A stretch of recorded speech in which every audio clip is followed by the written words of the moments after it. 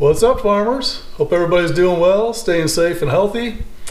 Today we're going to talk about filling up this beautiful Marrowlet Racing rear end with some parts and pieces, and it's my first time with installing the rear end gear set and everything, so it should be a learning process, and I'll get through it and hopefully come away with some tips for you.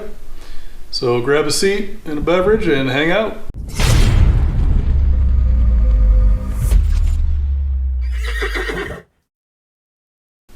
All right, so I finally got all my parts and pieces and tools to assemble this rear end. First things first, this is a brand new empty rear end. So it's not like I took an 8.8 out of the car and beefed it up. This is a whole brand new assembly. That is a Mosier M88 center with all custom tubing and bracketry from Marrowlet Racing. Marty there assembled and built this whole thing. So I don't have any old pieces to judge off of or take a guess with, you know, what shims were already installed or anything. I'm starting from scratch with no reference to anything. So got my gear set, I got my bearing kit, my spool, axles, all that stuff. I just need to build up the main portion of it and put it under the car. So now my stuff is all laid out and taken apart, but this is the kit that I ordered from Strange for the 8.8, and there's some bits and pieces that are extra in this kit, but it comes with, you know, all the bearings, shims, the seal, crush sleeve, comes with everything except an oil slinger. So it's not a big deal if you have a rear end you're rebuilding, but being that I'm building a new one, I had to order an oil slinger. So I got that right there, ordered that through Jegs. But with that, once you get your bearing install kit, a good tip to utilize is you want to find whatever bearing manufacturer is in your kit and actually order a second pinion head bearing. That's the bigger bearing of the two in the pinion, and you want to make sure the numbers match up to the one that you received in your kit, because what we're going to do with this bearing is you're going to turn it into a setup bearing. Now, turn it into a setup bearing, all you're going to do is basically take the press fit out of it. So I just used a flap wheel, not this one particularly, but a new one just like it, so it was nice and flat across the face, and then just took my time on the inside, just going around and around until I got it to where it would just slip over the pinion.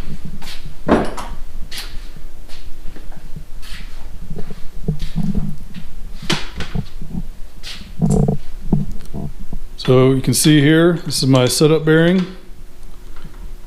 Got stuck. It just slips right over, falls right on it, and you don't want it too loose, so you gotta take your time and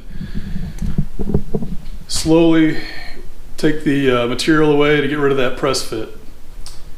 What that's going to do is allow you to make shim adjustments without having to press the bearing on and off all the time, because you're more likely to damage your bearing if you are taking it off. So you want to minimize that as much as possible. So once you have all your parts, pieces, and tools, you have your rear end. Obviously you want to make sure this thing internally is clean. The second thing you want to do is identify your bearing caps and mark them to your housing. This one has, I think, a 9, so I marked a 9 here. This one looks like an H, so I put an H here. mixing them up could be very bad for your bearings. The next step, which I've already done, is installing your pinion bearing races. You got one here and then one up on this side. And a little tip, I guess, is I ended up using this Maddox bearing installation kit from Harbor Freight. And it's a decent quality kit, but I would not recommend everybody use it or purchase it, just for the fact that the taper on these pucks does not match the bearing cups, the bearing race cups. And I actually had to use the flat side to get my bearings installed. It worked. I got them in, but it didn't go as smoothly as it should, I guess. But they're in, so I can't complain too much. Of course, you want to have it on something, sitting on something solid when you hammer those races in. You know, here I just have this thing hanging because I don't want to mess the paint up too bad with it being on a bench or the ground. Then once you have the bearing races in, the next thing to do is start figuring out your, and one of the best ways to do that is with this T&D machine kit. This works for just about every rear end out there, but it allows you to measure your pinion depth without having to go through the whole process of installing, you know, the whole thing together, doing a marking compound and running it through and then guessing how much to come up and down. And it gets you pretty close. From what I learned while doing this, because I did have to go through, I wanted to make sure I knew what I was doing so I don't look like a complete bumbling fool before I made a video. But while it's not absolutely necessary, it does make things a little bit easier because it gets you close on your first time. Pretty sure every pinion, at least aftermarket wise, gets made, and they actually run the gears in the facility they made them and mark on the end what the pinion depth was for best running. And you can see here this says 2550. I did have to do a little bit of guesswork on that because they don't look like fives, but being that factory Ford uses like 2.54 or something, I can't imagine that it would be, you know, a 6 or a 4 and be that far off. So the first one's a 5, so that means the second one's a 5. So like I said, it's not essential, but it's very helpful, especially on these bear housing builds. You know, if it was a factory rear end, you have shims that are in there already to get you a good starting point. But being that I have nothing to reference, this will give me a good shim starting point to start with. All right, so what I'm gonna do now is install my setup bearing.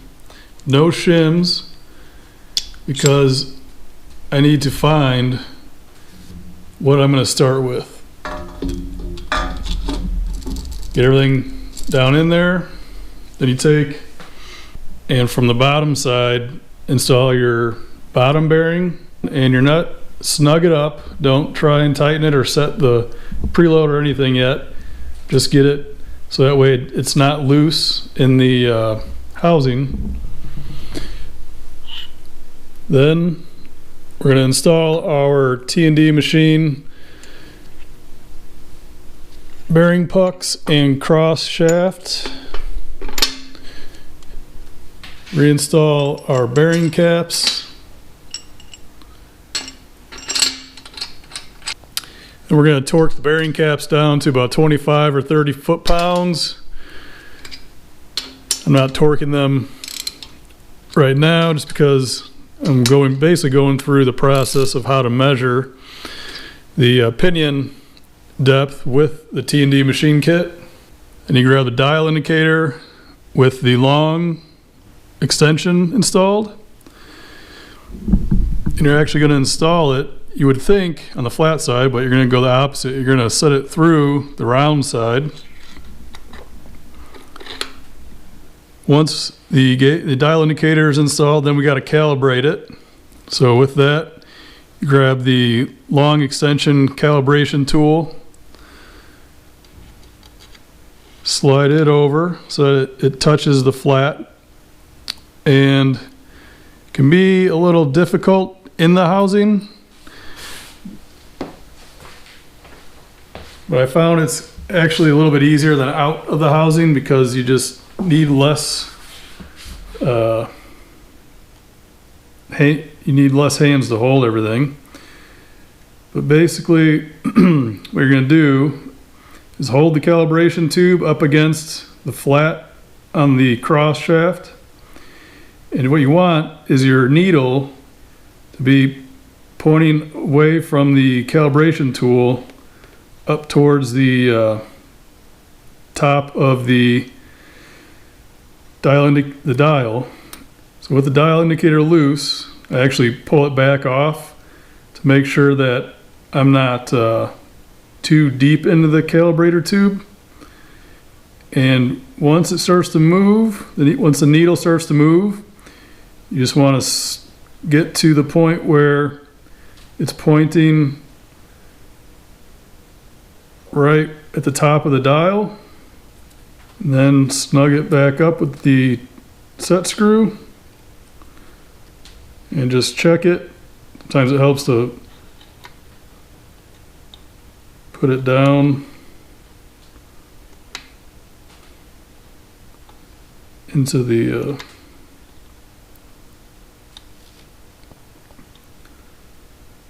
so you can see with the tube, I'm right there at 0, basically 12 o'clock on the dial. Slide our tube off. In the kit, they provide you with this magnet which is machined to a specific thickness. You'll set this on top of the pinion head. You'll let it hang off, so that way you can actually get you can actually translate the pinion head elevation from center line, because the pinion sits just off of center line. So with the magnet on, you just basically set the needle, the dial indicator on there.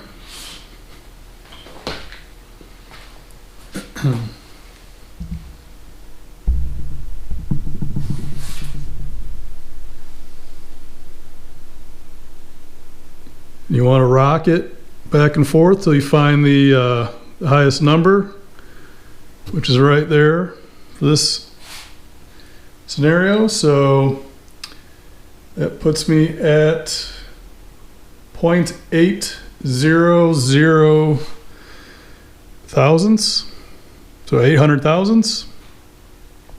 So now it comes down to a little math. So we know the extension we installed on the dial indicator is calibrated for 3.375 inches. Then we want to subtract our reading from that, which we found was 800 inches. That's going to give us 13, 2, 575, 2. All right, now we compare this to the number that was on the head of our pinion, which we found was 2.550. So we go 2.550, subtract the number we have on the head of our pinion, That's going to give us 25 thousandths of an inch of shim. So now we can go ahead and install that shim between the pinion head and the bearing and remeasure it and see if we get our 2.55, which we should.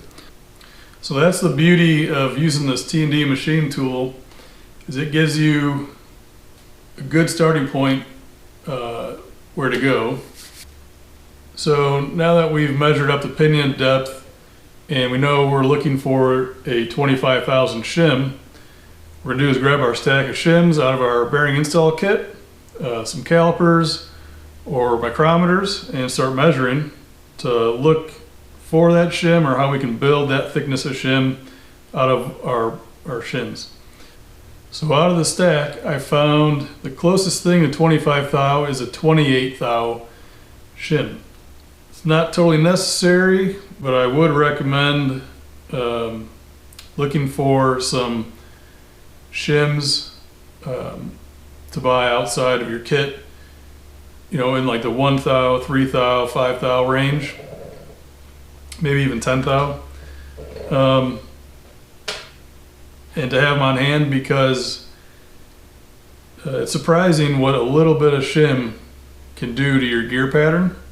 So I'm going to go ahead, pull the pinion back out, and because we use the setup bearing, we should be able to slip it off real easy, place our shim between the pinion head and the bearing, go through this process again, and we should measure out right near that number we were shooting for, which is the 255.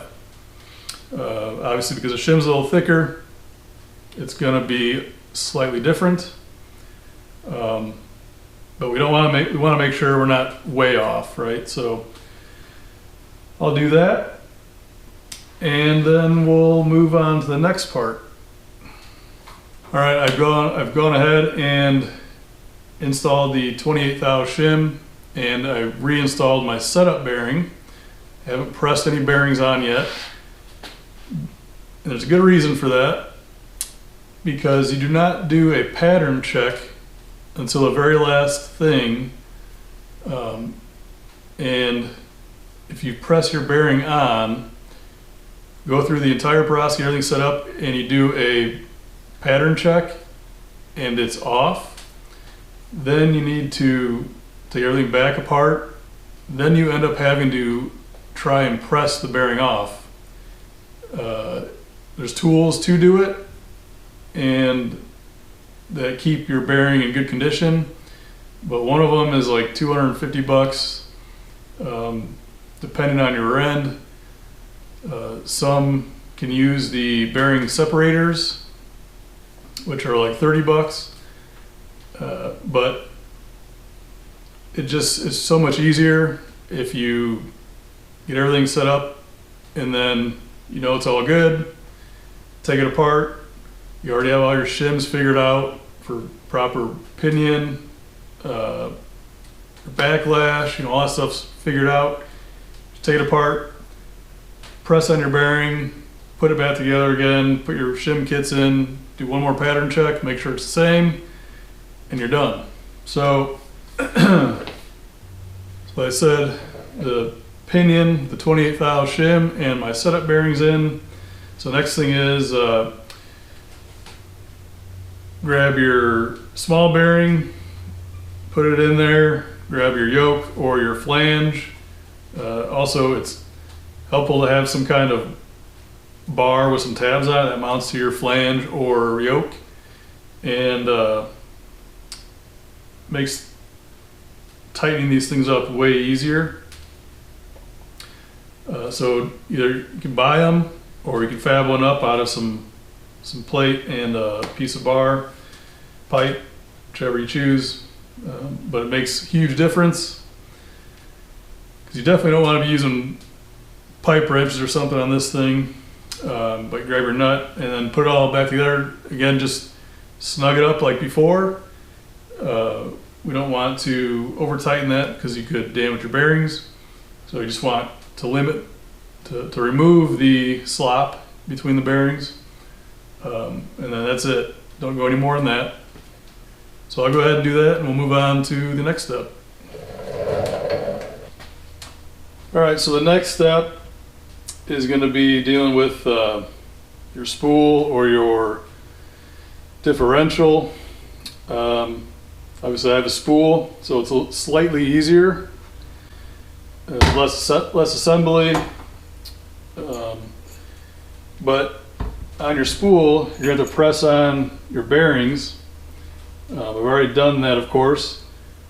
Pretty simple. You just need to set your bearings on something that does not interact with the bearing roller cage. So you don't want to damage that. But there should just be a little bit of the spool protruding from the bearing face.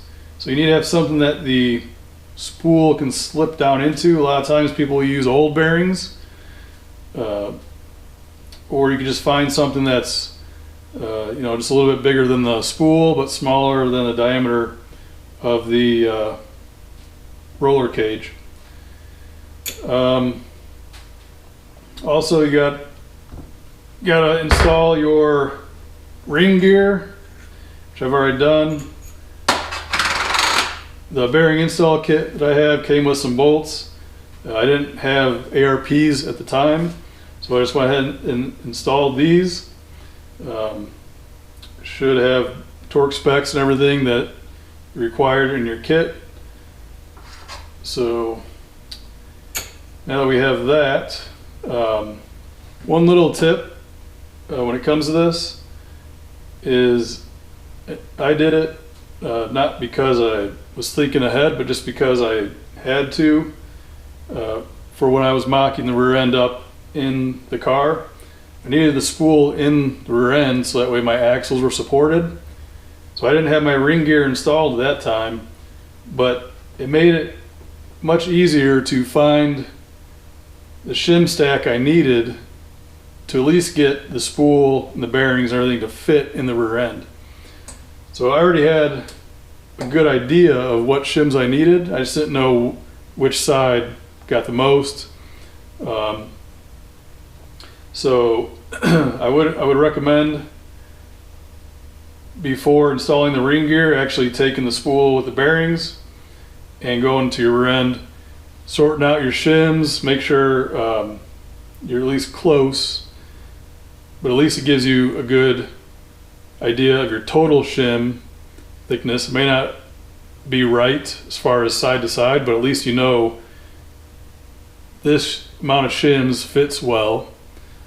And then you can, from there, once you install your ring gear, you can work on figuring out which shims got to go over to this side or that side to figure out backlash. So now for me, I've already got my shims sorted out because, like I said before, I've kind of worked through this. But what I like to do is take what would be the passenger side shim stack and set it in place. So on this side, I'll set these shims in place. And as you can see, one is like a big washer.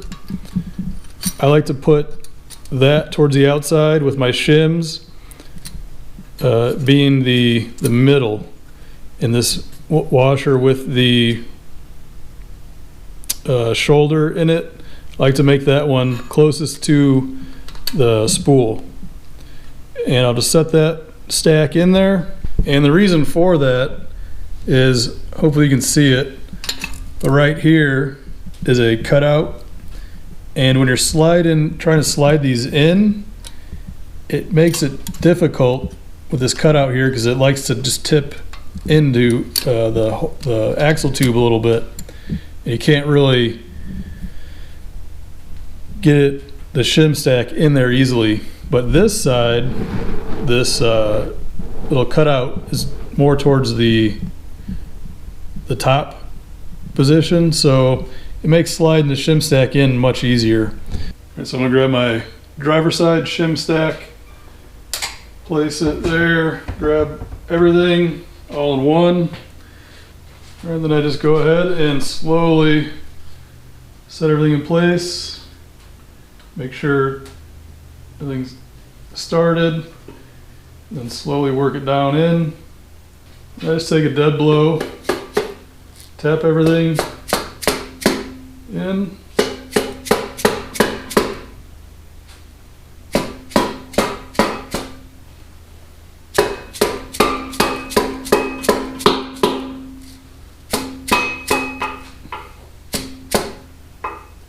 Now, this is something that should go in snug. It's not something that should go to just slide right in. You should have to kind of persuade it a little bit, but you shouldn't be beating on it. Now they make little bearing install drivers or something. They just have like a handle and they have a round receiver part that fits over the bearing shims. And you're supposed to use that, or you can use that to install your bearing shims. But what I just do is use a brass dowel or this brass wedge that I have here, and just tap your shims fully in. Make sure they're all the way seated. And I definitely recommend, because remember I set this side shims in, this side will get a little bit marred up. I'd recommend installing them the same way every time, because if you get this marred up side on the bottom, it might actually, because it's kind of mushroomed a little bit, it might actually change your backlash reading. So you want to make sure you use, if you're going to tap on them with a dowel or a brass wedge, you actually keep them visible so that way you know it's not affecting your readings at all. With everything in place, I like to give it just a little wiggle to make sure that it's not wiggling. If it's not moving at all, not giving it that ting noise, you need to adjust your shims right off the bat. But now that we have a little tick, I'm going to go ahead and install my bearing caps. And I won't torque them down fully, but I'll torque them down to 40, 50 foot-pounds, something like that, just to make sure everything's in place. Caps are on, torqued down to 40 foot-pounds. Still have my ting noise. The next step will be to check your backlash. So I just have a cheap magnetic base, and then my Fowler dial indicator measures in thousandths. Now you want your dial indicator to be perpendicular to the movement of the tooth for most accuracy. So I will lock my magnetic base. No interference there. Go ahead and move. All right, so there we have 7.5 thou. I don't know if you can see that great in the camera, but it's looking like 7.5, 8 thou, which is perfect for this gear set. The instructions say 7 to 9 thousandths of backlash, but of course I've already gone through this, so I know all my shim sizes and everything. But if it was too loose, you want to move a shim from your non-ring gear side to your ring gear side. If it's too tight, you want to move a ring gear side shim to your non-ring gear side shim, and just move things back and forth. Now keep in mind, if you move your pinion up and down, that's also going to affect your backlash. So checking backlash is a step you should do every time you assemble this. Should not be something you do one and done kind of a deal. If you end up having to tear it all down, rechange your pinion shim, when you reassemble, you got to check this again as well. So everything's looking good. We got our backlash correctly set. Now I'm going to go and rotate, I want to check this in like 3 different spots. Something that's also good to do is to check your run out on your ring gear. And I'll reset my setup. And all you're going to do there is basically find a spot on your ring gear that's flat, or close to flat. We'll just use this out here.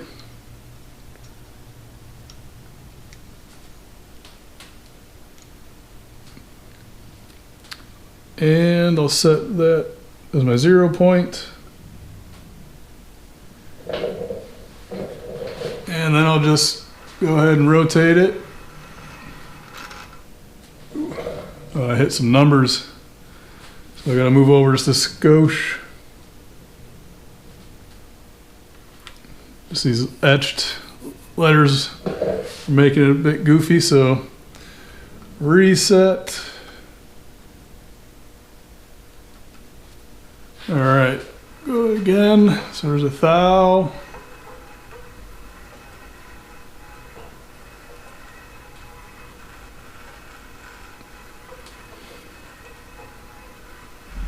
So we're plus,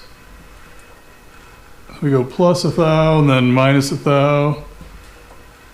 So we got about 2 thou run out.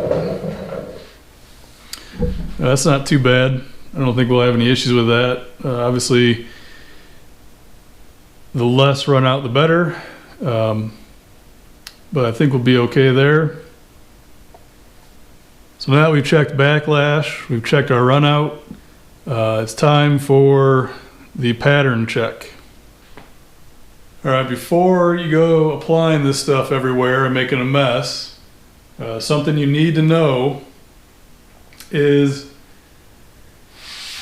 there's a couple different, if you go looking on the internet looking for rear gear pattern check charts,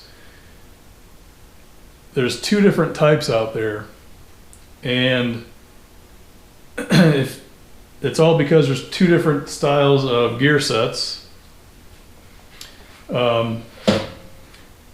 And I didn't know it until I found it on a website called DIYFord.com, and I'll put a link to the article specifically in my description. But in there they tell you there's a face hobbed gear set and a face milled gear set. The difference is easy to tell, but you need to make sure you know which side or which type your gear set is, because on those pattern charts, the movement type, the way the pattern looks, they both do the opposite. So if you're looking at the wrong chart, your pattern might continuously get worse and worse and worse, and you're like, what is going on? It doesn't match what they're telling me. But if you look at the right chart, it'll get you to where you need to be. So the way you tell is if you look at your tooth, you can tell by the depth. So if you look, the inside, the tooth is actually shorter from the root down to the tip, and on the outside it's actually taller. So because the tooth height varies across the tooth, that means it's a face milled tooth gear set. If it was face hobbed, the tooth would be the exact same height all the way across. So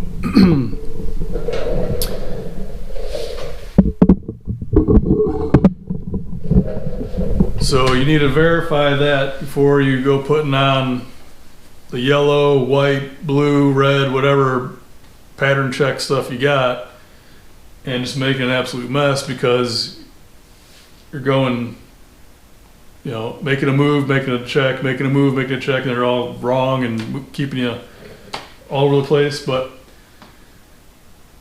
so, like I said, this is the face milled, which is pretty much a lot of the aftermarket gear sets, but that's a small detail that makes a big impact in the end. So you need it. So it's something you should know. Not only that, but it could save you time. So with that said, I'll go ahead and mark this up, and we'll take a look at the pattern. Now this is not, they don't give you this little sample size looking thing with the intentions that you use it all for a pattern check.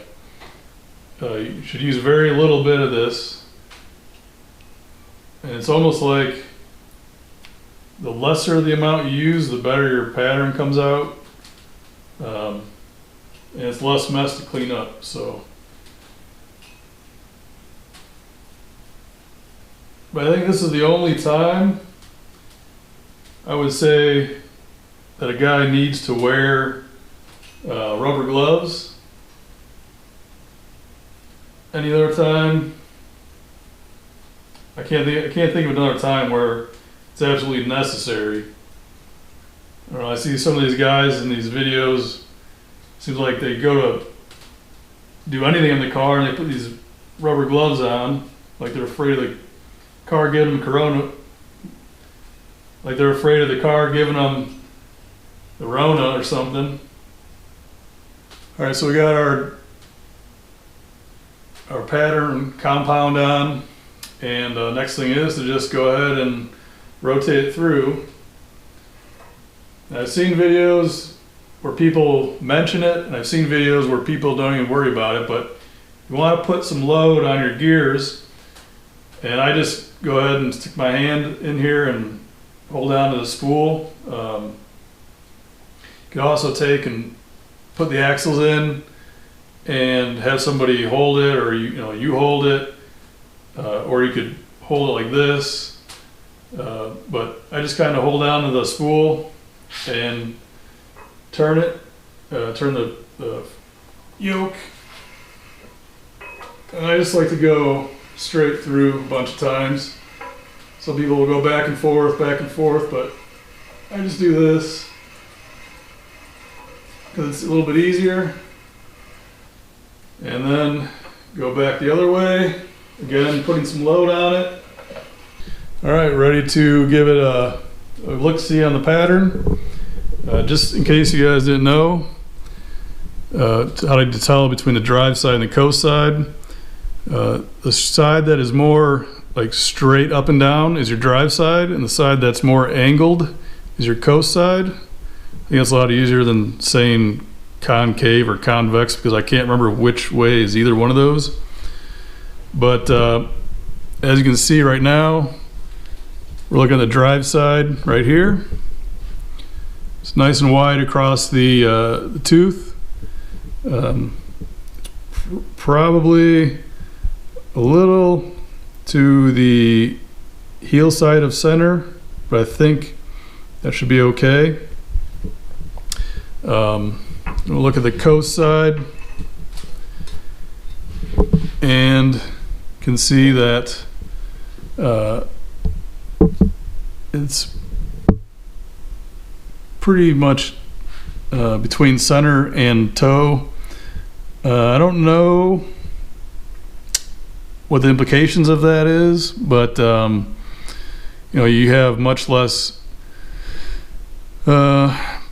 power transmitted and time spent on the coast side than you do on the drive side. So I don't think it'll be as big of an impact. Now, a lot of people too also say that on a new gear set, your drive side is more important than your coast side, but on a used gear set, your coast side is more important than your drive side. Like I said earlier, this is the first time I've built a rear end, so I'm not sure if that's accurate information, but a lot of it too, I think, is kind of not as important as some people say it is, because I've seen pattern charts from, you know, big name companies where the pattern is all over the place, but they say it's acceptable. So I don't know, but we'll give it a shot. And like I said before, this isn't the first, as you could see, there's plenty of yellow compound on the thing that I've cleaned off. So I've gone through, like I mentioned, I know all my shim settings and everything that I need to be at and to get me to this point. I'll show some pictures. In the picture shown, I used 20 thousandths of Pinion shim, and the Backlash was within range, between that 7 and 9 thousandths range. As you can see, the drive side contact is towards the heel and kind of high on the tooth, where the coast side is towards the toe and seems to be positioned well on the tooth. If you review this chart in a face milled pattern chart, it will tell you to add more pinion shim, and it should drive the contact points closer to the center of the tooth. In this picture, I used 40 thousandths of Pinion shim, and the Backlash was within between that 7 and 9 thousandths. You can see that the added Pinion shim really moved the drive side contact and really didn't do much with the coast side, although it did bring it higher on the face towards the tip and slightly towards the center. If you saw this kind of pattern, if you review a face milled pattern chart, this kind of pattern will tell you to lessen your Pinion shim. The next step is basically take it apart again. So we'll take everything apart, of course, making sure we don't mess our shims up and we keep them in the right locations. We'll pull the pinion out. We'll actually press on our final install bearing, and then with our correct shim, put it back in place, set our ring gear and spool back in place, get our bearing caps torques down, make sure, again, we put all our correct shims in place.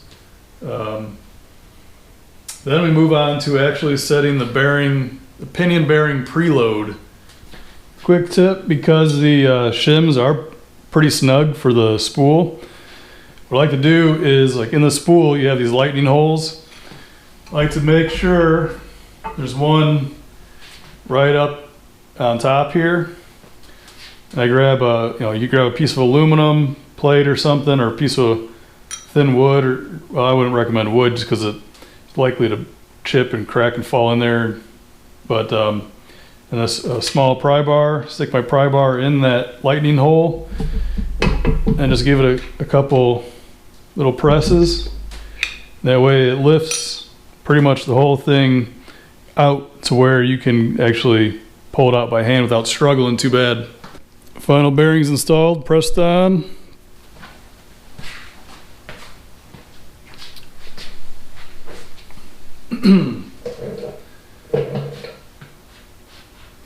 All right, so I don't know if I'm in this picture very well, but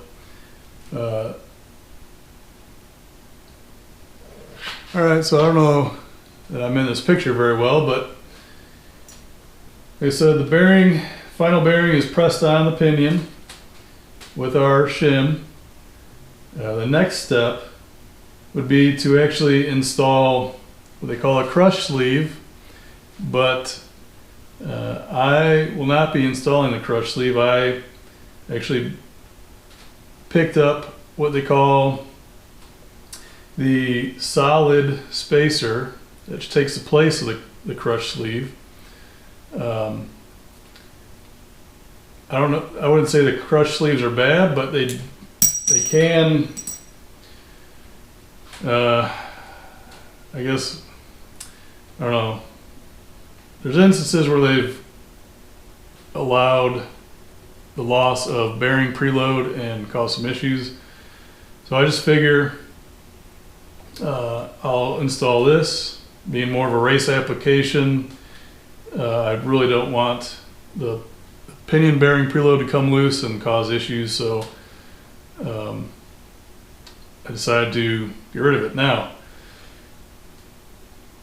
you still do need it, or at least I found the easiest way to install one of these is to actually use a crush sleeve. So what I've done earlier was used the crush sleeve.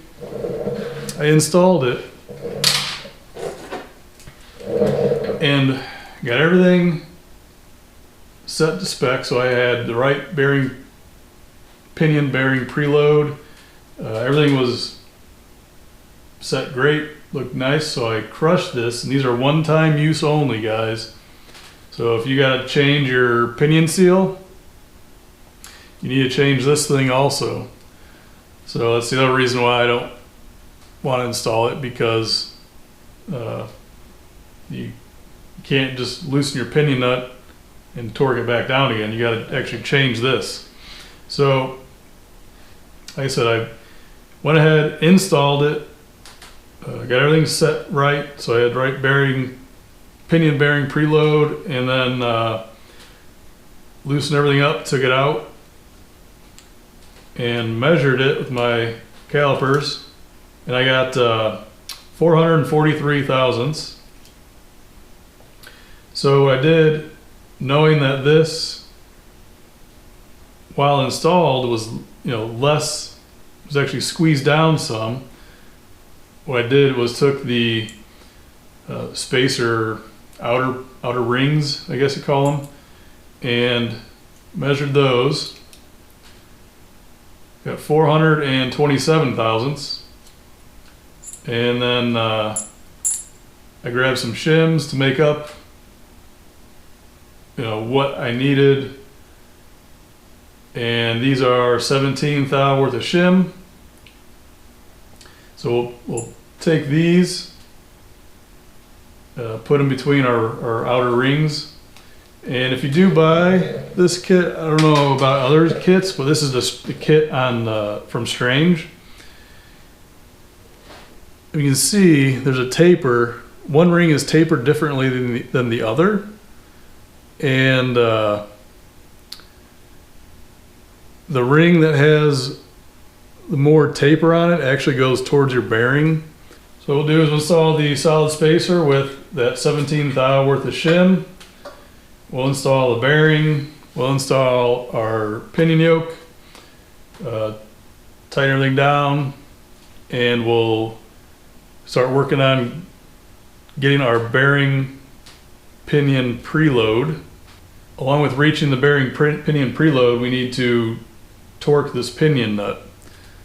So it's kind of a complicated feat, and once we reach the correct bearing pinion preload, torque on the pinion nut, we will then know that our shims are set and everything, and then we can actually remove the yoke, install our oil slinger, and install our pinion seal, and then go back to the gear side and start final assembling that. So one thing I'd like to mention is this is the CDI torque products 0 to 30 inch-pound dial torque indicator.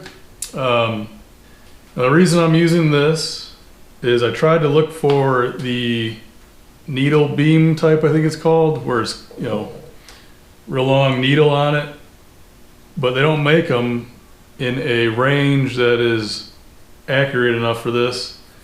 All the ones I could find were 0 to 80 inch-pounds. and you really need something that is in the 0 to 30 inch-pounds range, because this, for instance, it's only 3 to 4% accurate after 20% of the gauge. So basically, up to about 12 pounds, it's not that accurate, but beyond 12 pounds and to the full scale is where it's most accurate. And where you need this bearing preload to be is like 15 to 20 pounds on a used gear set, and like 25 to 30 pounds on a new gear set. So, you know, this thing was $150 on Amazon, and if you're interested in picking this thing up, I have the link for this exact model on my hpfarmgen.com website. So check it out. You know, if you're looking at buying one, please click through my link. That will allow me to earn some commission and kind of help keep the channel going. And I would very much appreciate it.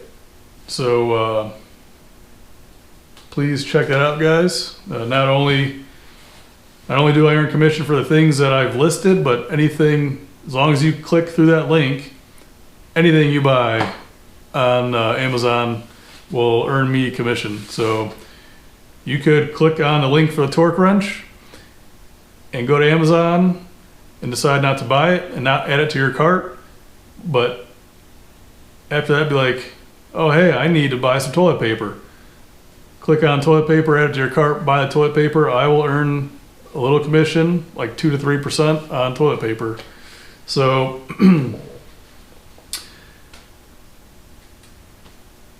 so that's all why I'm using this product here. It was the best price for exactly what I was looking for. So keep accuracy tolerances in mind when you guys are doing things.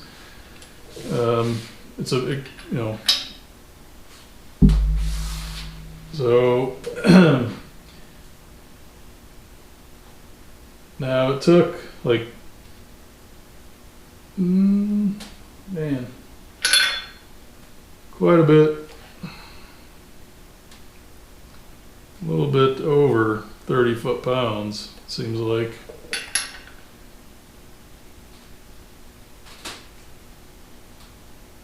Yeah.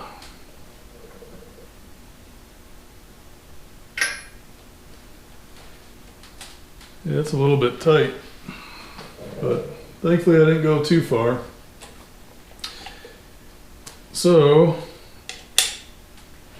since I didn't have much, I didn't put much effort into the pinion nut, it means I need to add more shim to the solid spacer. So I will grab some more shim, take this apart, add the shim to it, and come back and we will reset pinion bearing preload. All right, so I finally got the shims for the solid spacer set up right. I'm reading about 17 inch-pounds of preload for turning. That's right within, it's a little bit loose I guess for new bearings, but I think new bearings were supposed to be, let's see, I think around 25-ish. So yeah, used bearings were 15 inches and new bearings 25 inch-pounds. So slightly light for the new bearings, but like I said before, I have had these in and out while I was doing my pre-show setup. So, which surprised me because when I did my pre-show stuff, the shims that I put in it first time were the ones that I used before and everything seemed to be fine. But they seem to be not enough this time around. I don't know why. I ended up with a total spacer thickness of about 4 452 thousandths. So that puts me like about 10 thousandths more than the crush sleeve. So it surprises me, but for whatever reason, that's the way it is. I'm sure after the first few miles I put on this thing, this will be one of my concerns, I guess, just because the only way I could think that things would change would be as if there was some kind of bearing damage or something, but everything, all the bearings look fine, so I'm not sure why that happened, but we're there. So now I will install the spool and ring gear to hopefully help hold the pinion in while I install the seal and the oil slinger and the seal, and I'll reinstall the yoke, and then that'll be the very last steps. Something I picked up for a little option was these ARP studs for the rear end main caps. I was looking on Jugs for something, and then I found that Mosier sells main cap studs, but they were like 45 bucks. So then I looked on ARP to see if they were just ARP rebranded, and I found that the 9-inch studs were the same thread, same length. They weren't exactly the same length, they're just a little bit different, but I figured for, I think it was 25 bucks or so, might as well give them a shot. And that's what I have here, and that's what I plan on using. So I'm going to install these since we're on final assembly. Alright, so here's the oil slinger. This really, I don't know that it's critically important. I think really all it's going to do is help to keep oil away from the seal so that there's less chance of oil actually going through the seal. Alright, so I got the seal, I got the RTV, but I'm using Gear Oil RTV gasket maker. This stuff is supposed to be way better for your gear oils. I didn't realize I made this until I was actually changing the rear end cover on the 03 Cobra and read a lot of good reviews about it, and it seems to work pretty well on that thing. So I'll just put a small bit here and install it.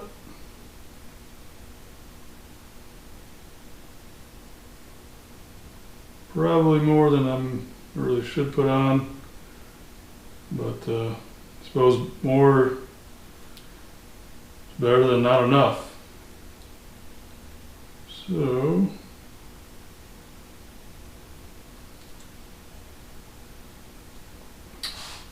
there's a fun part.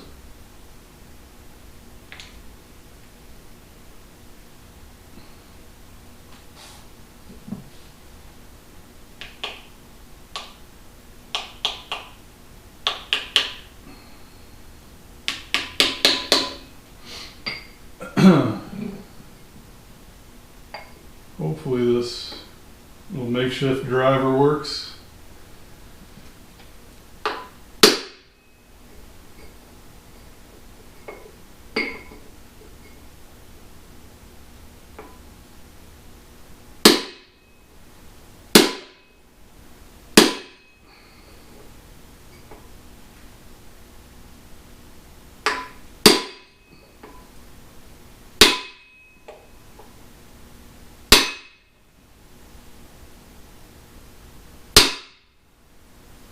All right.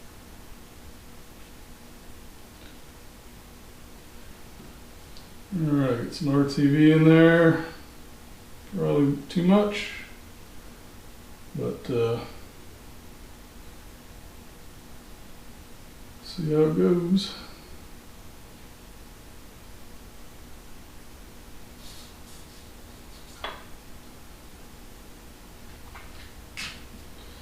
All right, I got the red Loctite, and I'm gonna put a liberal amount on the threads because I do not want it backing off.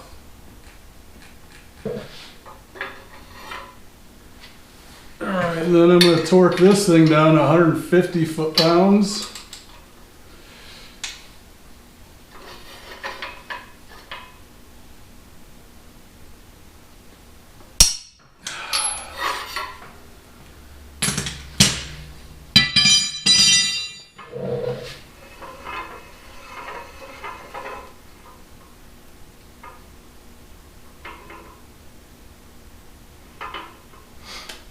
And seems like it's done.